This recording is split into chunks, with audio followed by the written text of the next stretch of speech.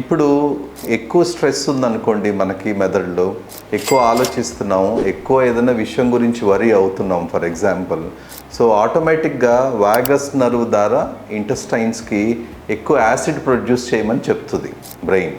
So ఎప్పుడైతే ఎక్కువ acid produce అవుతూ ఉంటుందో అప్పుడు కడుపులో మంట, తేన్పులు, పొట్టొబ్బరం ఇవన్నీ వస్తూ ఉంటాయి.